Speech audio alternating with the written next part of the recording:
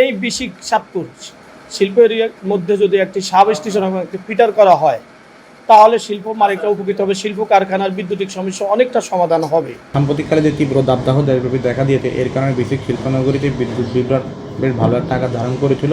এই কারণে আমাদের যে উৎপাদনমুখী শিল্প প্রতিষ্ঠানগুলো আছে, যার মধ্যে একটি রপ্তানিমুখী শিল্প প্রতিষ্ঠান গার্মেন্টস রয়েছে, এর উৎপাদন বেশ ভালোভাবে ক্ষতিগ্রস্ত হচ্ছিল। এর পরিপ্রেক্ষিতে আমরা চাঁদপুর পল্লী বিদ্যুৎ সমিতির দুইয়ের সাথে আমরা যোগাযোগ করি, যা আমাদের এখানে আলাদাভাবে কোনো ফিডার করা যায় কিনা, এবং আমরা ইতিমধ্যে তাদেরকে মৌখিকভাবে আবেদন জানিয়েছি যে এখানে একটা ফিটার দেওয়ার জন্য।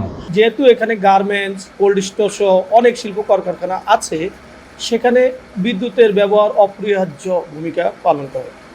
তো বিদ্যুতের যে লোডশেডিং হয়, সে লোডশেডিং বারবার হলে মেশিনারিতে লোডের অনেক সমস্যা হয়।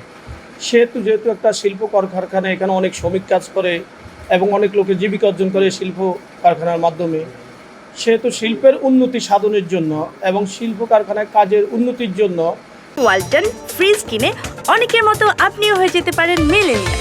সেরা পণ্যের সেরা অফার। এই বিশিক চাঁদপুর শিল্প এরিয়ার মধ্যে যদি একটি সাব স্টেশন এবং একটি ফিটার করা হয়, তাহলে শিল্প মালিকরা উপকৃত হবে, শিল্প কারখানার বৈদ্যুতিক সমস্যা অনেকটা সমাধান হবে।